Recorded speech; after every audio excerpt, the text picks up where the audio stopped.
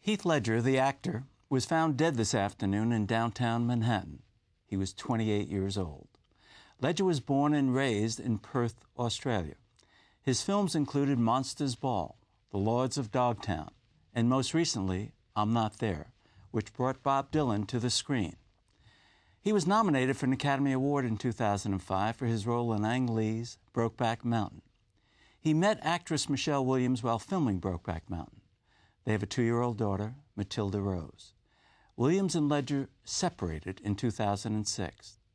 Ledger was cast as the Joker in the upcoming Batman film, The Dark Knight. We remember the young and gifted actor this evening with his only appearance on this program. It's a story of forbidden love.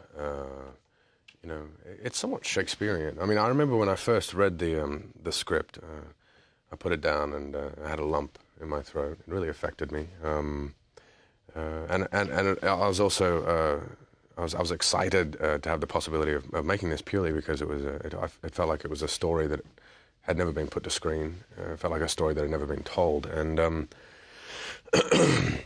for me, my character's story, at least, let me answer that question. And he's a character of potential. It's all about what he doesn't allow himself in life. And for me, it was, and my character, it was basically figuring out why he had this inability to love and to express. And so my investigation into him was basically what I came out of it, out of the investigation with, was the fact that he was, battling himself, battling his genetic structure, battling the generations before him, his father and his father's father, and their opinions and their fears. Ultimately, were so deeply embedded into the soul of this man that it restricted him from ever expressing. And in the script, in the short story, and ultimately in the film, Ines Del Mar had very few words to express all of this, and so a big part of my job was to physicalize these battles. There are 2 sections to Ang's directing, I found, certainly on this film, and there's the pre-production side of Ang, which was, the information was incredibly thorough, and it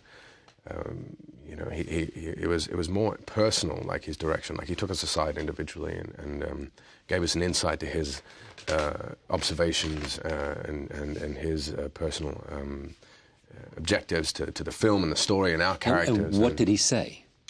Oh, well, it was always...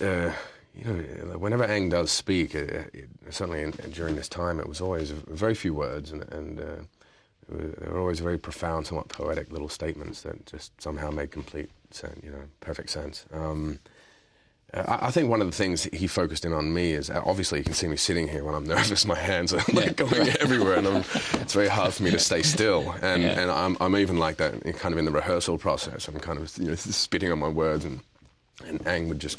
I think, he saw that in me, and he would just keep on repeating, stillness, stillness, stillness. And so I was like, okay, well, this is obviously my weakness, on this job. And so I took that away. There were obviously many other things. But then, the stillness actually ended up being one of the easiest sides of this job. Once I got out, into the wilderness and amongst these majestic mountainsides and rivers and trees, and, you truly become a product of your environment. And so the stillness just kind of happened.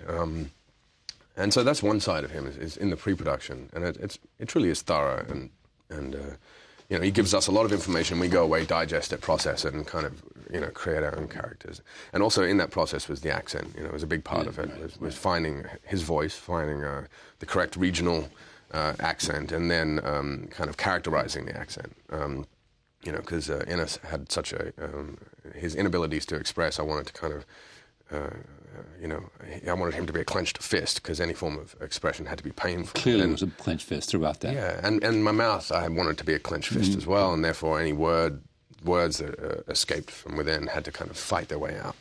And so that was one side, that was the pre-production, and then the other side was the shooting, the direction throughout the actual shooting process. And when I got to making the film, everything just went silent and still. there was very little direction from him on directly to us. It was almost as if we got to witness. It was very clear that the shooting side of the film, this was now his time to create, and if we hadn't done our homework and hadn't prepared and created characters from his notes and from the short story and from the script, then we were just, it was bad casting. I think, it's purely a story of two souls,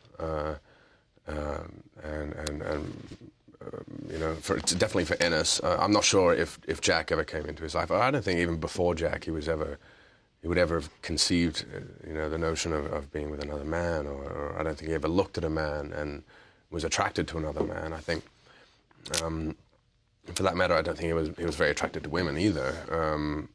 Maybe a little more so than Jack.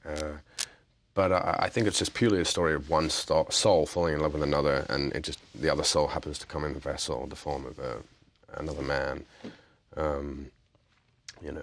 That's the story of Ennis. Essentially, he's a homophobic man in love with another man. For more of that interview, please visit the Charlie Rose website.